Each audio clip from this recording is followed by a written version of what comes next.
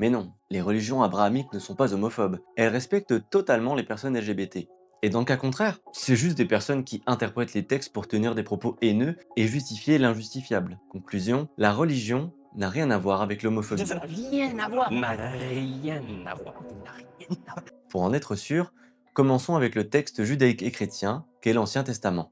Deutéronome 22.5. Une femme ne portera point un habillement d'homme, et un homme ne mettra point de vêtements de femme, car quiconque fait ces choses est en abomination à l'Éternel ton Dieu. Lévitique 18.22. Tu ne coucheras point avec un homme comme on couche avec une femme, c'est une abomination. Lévitique 20.13. Si un homme couche avec un homme comme on couche avec une femme, ils ont fait tous deux une chose abominable. Ils seront punis de mort, leur sang retombera sur eux. Ici, pas de métaphore ou de symbolisme caché. C'est écrit noir sur blanc, purement et simplement. Dans le Nouveau Testament, le fameux DLC censé adoucir l'ensemble, le ton change un peu, mais le message reste le même. Romains 1.27. Les hommes abandonnant l'usage naturel de la femme se sont enflammés dans leurs désirs les uns pour les autres, commettant homme avec homme des choses infâmes, et recevant eux-mêmes le salaire que méritait leur égarement. 1 Corinthiens 6. Ne savez-vous pas que les injustes n'hériteront point le royaume de Dieu? Ne vous y trompez pas, ni les impudiques, ni les idolâtres, ni les adultères, ni les efféminés, ni les infâmes, ni les voleurs, ni les cupides, ni les ivrognes, ni les outrageux, ni les ravisseurs n'hériteront le royaume de Dieu. 1 Timothée 1.9.10. Il faut savoir ceci, la loi n'est pas faite pour les justes, mais pour les malfaiteurs et les rebelles, pour les gens qui méprisent Dieu et les pécheurs, pour ceux qui n'ont ni respect ni scrupule à l'égard de ce qui est sacré, ceux qui tueraient père et mère, les assassins, les débauchés, les homosexuels.